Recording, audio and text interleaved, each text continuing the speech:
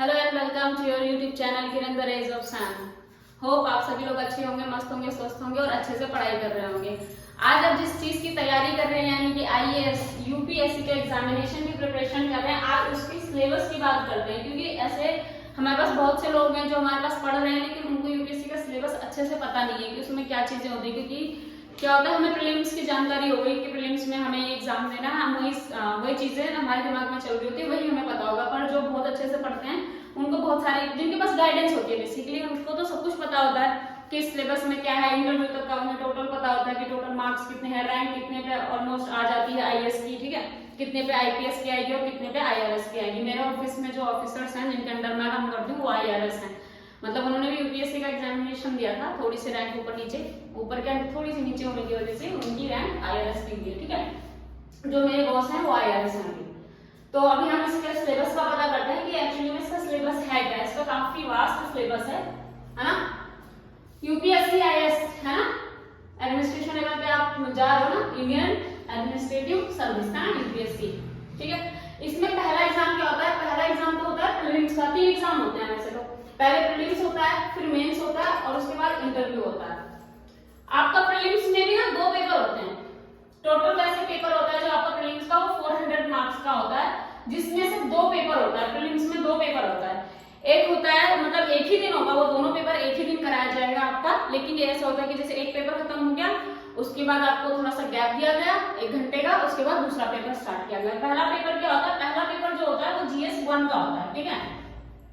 इसमें क्या होता है, 200 मार्क्स का ये पेपर होता है जिसमें 100 क्वेश्चंस होते हैं और आपको 2 घंटे दिए जाते हैं, ठीक है। 200 मार्क्स का पेपर हो गया, 100 क्वेश्चंस आएंगे आपको और क्या होगा, 2 घंटे का ये पेपर होगा। इसका मतलब क्या है कि ईच क्वेश्चन कितने नंबर का हो गया आपका?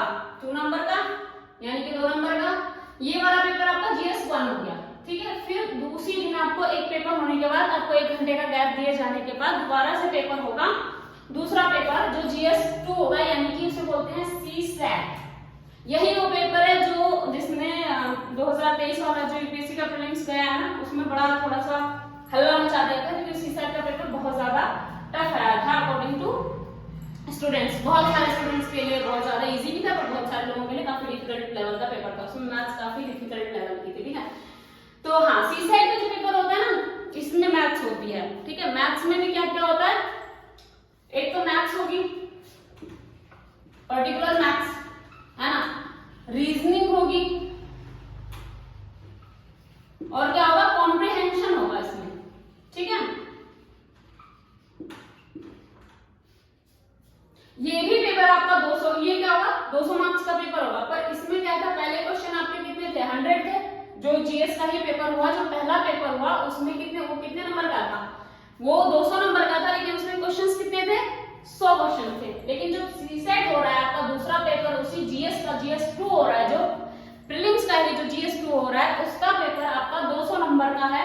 उसमें 80 क्वेश्चंस हैं और सेम टाइम 2 घंटे। जो पहले पेपर में आपका था सेम टाइम वही, सेम मार्क्स वही, बस क्वेश्चंस की क्वांटिटी बदली गई है। इसमें 100 क्वेश्चंस थे, इसमें आपके 80 क्वेश्चंस थे। इस पेपर का क्या होता है, जो सेकंड पेपर होता है, ये होता तो बाद में, मतलब एक दिन में जब 2 पेपर हुए तो सीसैट का पेपर दूसरा वाला पेपर होता है ना, पहले जीएस को हो गया फिर जीएस 2 यानी कि सीसैट हुआ। अब क्या होता है, ये पेपर आपका ना क्वालिफाइड नेचर का होता है। जो सीसैट का पेपर होता है ये क्वालिफाइड नेचर का होता है, ठीक है। क्वालिफाइड नेचर का होता है कैसे कि इस पेपर के बेस पे ना आपका पहला पेपर चेक होता है। इसमें आपको 33% मार्क्स लाने कंपलसरी होते हैं, ठीक है। इसीलिए गुस्सा आ रहा था बच्चों को इस बार कि जो ये पेपर था ना सेकंड वाला, मैथ्स बहुत ज्यादा हार्ड होने की वजह से बच्चों का क्लियर नहीं हुआ, तो उनको इसी बात का थोड़ा सा रोष था इस बार। ये 33 मार्क्स, 33%, 33 नहीं 33% मार्क्स लेके आने, 33 मार्क्स नहीं 33% मार्क्स लेके आने, ये क्वालिफाइंग। अगर आपका पहला इन्होंने पेपर चेक किया दूसरा वाला, अगर आपकी इसमें से 33% आ जाती है तो इसके बाद आपका पहला पेपर चेक होगा जो कि जीएस 1 होगा। उसके बिहाफ पे आपकी मेरिट बनेगी और उसके हिसाब से, इसी मेरिट के हिसाब से आपको दूसरा पेपर यानी कि जो मेंस का पेपर होता है, जो लिखने वाला पेपर होता है, उसमें बैठने के लिए एलिजिबल माना जाएगा, ठीक है। ये वाली बात क्लियर हो गई। जीएस 1 जीएस 2, प्रीलिम्स वाला जीएस 1 जीएस 2, सीसैट जीएस 2 होता है, जो जीएस 2 होता है वही सीसैट क्वालिफाइंग एग्जाम होता है, वही वाला क्वालिफाइंग होता है। 33% लाओ तो आपका प्रीलिम्स क्लियर है, फिर आपका जीएस फर्स्ट चेक होगा पेपर, इसमें मेरिट बनती है तो आपका मेंस के लिए आप एलिजिबल हो जाओगे, ठीक है। अब मेंस के पेपर पे आ जाते हैं। मेंस में होता है आपका ये जीएस प्रीलिम्स 400 का था, मेंस होता है आपका 1750 नंबर का, जिसमें आपका एक पहला पेपर क्या होता है एस्से राइटिंग का, ठीक है, जो 250 नंबर का होता है, ठीक है। एस्से राइटिंग का पेपर होगा जो आपकी ये आपकी लैंग्वेज के अकॉर्डिंग मिलेगा आपको एस्से वाला, ऐसा नहीं कि आपको इंग्लिश में दे देंगे, हिंदी में दे देंगे, जो आपकी प्रेफरेंस होगी, जो जिस हिसाब से आपने पढ़ाई करी होगी उस हिसाब से आपको एस्से का एग्जामिनेशन होगा। ये 3 घंटे का होगा पेपर और 250 नंबर का पेपर होगा। दूसरा आपका जो जनरल स्टडीज का पेपर होगा, जनरल स्टडीज के यहाँ पे 6 सब्जेक्ट होते हैं, 4 होते हैं ना, कितने होते हैं, 4 ही होते हैं ना, एथिक्स फोर्थ पेपर होता है। जनरल स्टडीज का फर्स्ट पेपर 250 नंबर का, सेम 3 घंटे के लिए, ठीक है, 3 घंटे आपको लिखना है, 250 का नंबर का पेपर है। General studies 1, general studies 2 same procedure 250 number 3 घंटे, जनरल स्टडीज 3 सेम 250 नंबर 3 घंटे, जनरल स्टडीज 4 यानी कि एथिक्स 250 नंबर और 3 घंटे का पेपर, ठीक है। अब जो जनरल स्टडीज 1 है, ठीक है, जो इसमें 4 पेपर जो होते हैं मेंस जो लिखने का तो खैर ऐसे भी है, आपका ये भी है, लेकिन इसमें बता देते हैं इसको ऐसे पढ़ा जाता है general studies 1, general studies 2, general studies 3, 4 ऐसे करके बोल देते हैं। एक तो इसमें होता है पॉलिटी वाला, आपका इंडियन पॉलिटी पढ़ते हैं एम लक्ष्मीकांत, इसके लिए पढ़ते हैं। दूसरा हिस्ट्री वाला हो गया, है ना, और खाली उसमें हिस्ट्री में क्या क्या कई चीजें आ जाती हैं, आपका आर्ट कल्चर ये सारी चीजें भी आ जाती हैं, है ना, और आपका ज्योग्राफी वगैरह भी आता है। फोर्थ में आपका एथिक्स आ जाता है, बेसिकली आपकी सारी मेंस में मतलब सब कुछ आता है ना, पर उसको GS1 general studies 1, GS1, GS2, GS3, GS4 ऐसे करके बताया जाता है। पर ओवरऑल आपको सारे भारत देश का एटलीस्ट सारा ज्ञान होना चाहिए। भारत देश में आपकी कोई चीज छूटी हुई नहीं है, संस्कृति और कला से भी पूछा जाता है इसमें, यानी कि आर्ट एंड कल्चर से भी पूछा जाता है। ये तो पूरा एथिक्स बेस्ड पेपर होता है। एथिक्स यानी कि नैतिक सत्यनिष्ठा, है ना, ऐसे करके कुछ होता है। इसमें यही होता है कि आपको सिचुएशंस दी जाती है कि अगर आप ऐसे सपोज ऐसे सिचुएशन दे दी कि आप कहीं पे डीएम लगे हो, मान लो आप मतलब एक ऐसे ही मैं एग्जाम में वो देती हूँ, एग्जाम्पल देती हूँ इस पे, मतलब ये नहीं कि ये ऐसा ही होगा सेम टू सेम, कि आप कहीं पे डीएम हो और क्या हुआ है कि एक बंदा आया है जो किसी कोई स्कीम लागू की गई थी वहां पे सरकार की, एक बंदा आया है जो थोड़ी सी वो बहुत बुजुर्ग है, वो बुजुर्गों के लिए कोई स्कीम थी, वो बहुत ज्यादा बुजुर्ग है और हर तरह से वो डिजर्विंग है, पर किसी कारणवश किसी गलतीवश वो उसमें पहुंचा नहीं, मतलब उसका उस नाम लिस्ट में नाम नहीं आया, या जैसे भी हुआ वो उस लिस्ट में नहीं हो पा रहा है, ठीक है, किसी भी गलती की वजह से। अब वो आया है डीएम के पास, तो डीएम के लिए सवाल ये होगा कि क्या तुम उसको इस लिस्ट में नहीं है, तो इस तरह से वो इलीगल हो गया ना एक तरह से, पर क्योंकि हर तरह से वो डिजर्विंग भी है ना, तो अब आप इस सिचुएशन से कैसे डील करेंगे? क्या आप उसको मना कर देंगे? क्या आप उसको अगेंस्ट जाके सबके सीधे उसको आप लिस्ट में नहीं है फिर भी उसका वो काम कर देंगे, या आप उसके लिए कुछ बीच का रास्ता निकालेंगे? ये ऐसे ऐसे करके कुछ सवाल आते हैं, ठीक है। चलो, और दूसरा होता है लैंग्वेज का। लैंग्वेज में आपका ये 300 नंबर का पेपर होता है, ठीक है, 2 होंगे, वो भी दोनों आपके 300 नंबर के पेपर होंगे। एक तो आपकी मातृभाषा होगी, ठीक है, एक आपकी मातृभाषा, चाहे आपने हिंदी पढ़ी हो, तमिल पढ़ी हो, उड़िया पढ़ी हो, जो भी पढ़ी हो उसका पेपर होगा, एक इंग्लिश का पेपर होगा, ये लैंग्वेज होगा, और ये भी क्या होगा आपका क्वालिफाइंग होगा, ठीक है, ये पेपर भी क्या होता है क्वालिफाइंग नेचर का होता है।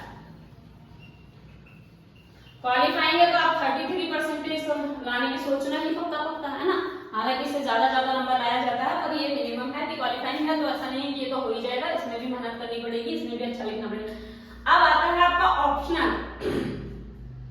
मैंने कहा था ना 7 पेपर होते हैं ऑप्शनल। अब इसमें ना दो होते हैं पेपर, जैसे मतलब एक ही दिन में आपके 2 पेपर कराए जाएंगे ऑप्शनल में। जैसे मेरा है ना पॉलिटिकल साइंस मेरा सब्जेक्ट था, तो मेरा पॉलिटिकल पहले शिफ्ट में और मेरा IR है ना इंडियन रिलेशंस, ये दूसरे शिफ्ट में मेरा पेपर कराया गया था और ये पहली शिफ्ट में कराया गया था। ये दोनों पेपर एक ही दिन में होते हैं, कंपलसरी पेपर है। यहाँ पे क्वालिफाइंग सिर्फ एक ही पेपर था जो ये लैंग्वेज लैंग्वेज वाला था, यहाँ पे क्वालिफाइंग सिर्फ सीसेट वाला पेपर था, बस इतना ही फर्क है दोनों में कि यहाँ पे एक सीसेट है जो कि क्वालिफाइंग है और यहाँ पे मेंस में जो लिखने वाली बात आती है तो सिर्फ आपका ये जो होगा लैंग्वेज वाला पेपर यही क्वालिफाइंग होगा, बाकी इसमें कोई भी क्वालिफाइंग नहीं है पेपर, बाकी सब आपके मेरिट में जाने के लिए आपके लिए हेल्पफुल होंगे, तो उस हिसाब से आपको पढ़ाई करनी है।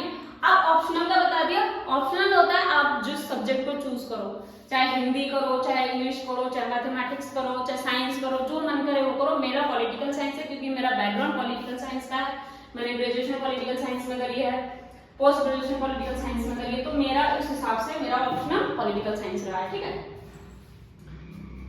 अब इंटरव्यू पे आएंगे, अगर किसी को लिखना है तो पहले लिख लो, उसके बाद बताते हैं इंटरव्यू का।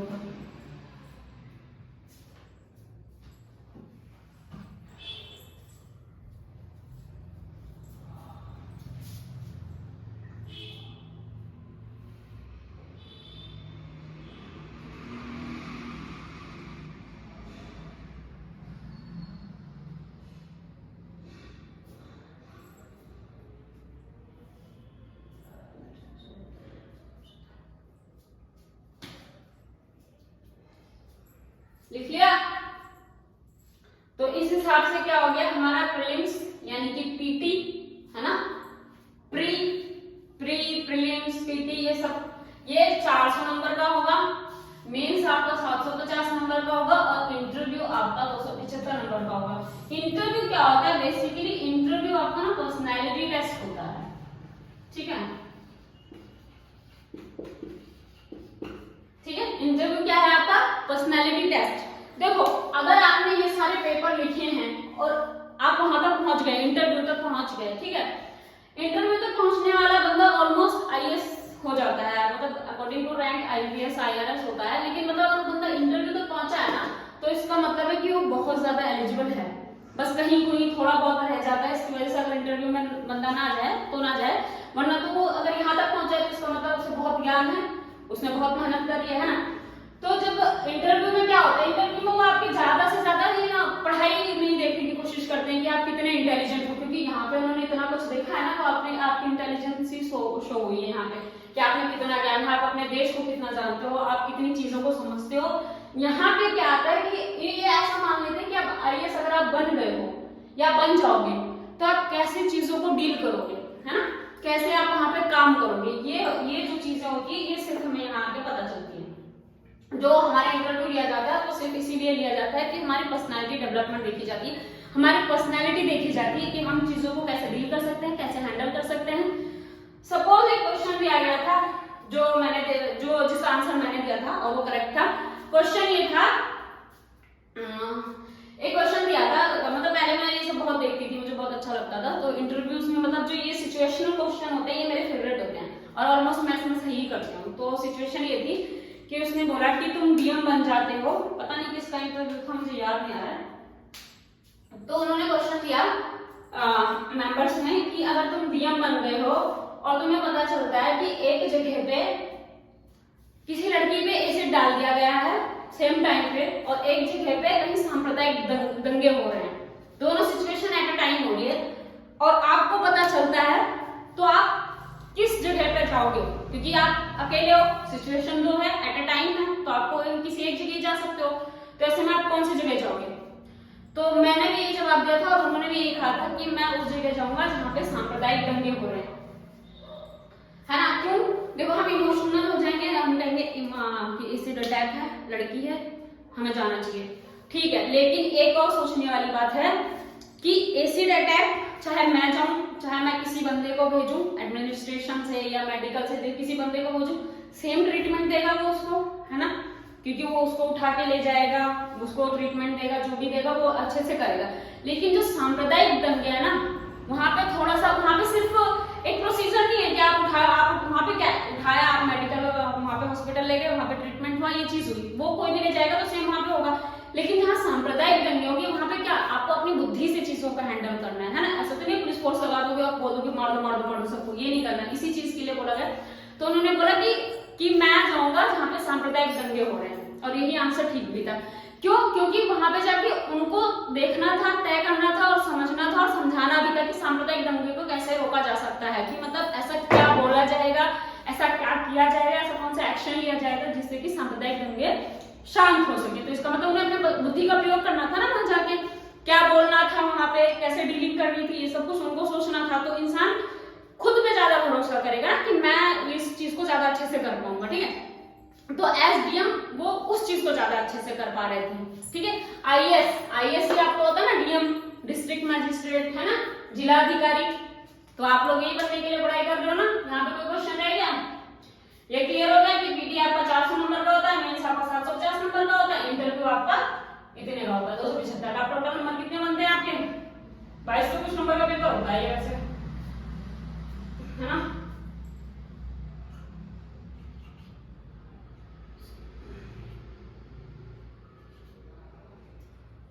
दो 2025 नंबर का पेपर होता है, याद नहीं है मुझे, गलत हो रहा है क्या? 5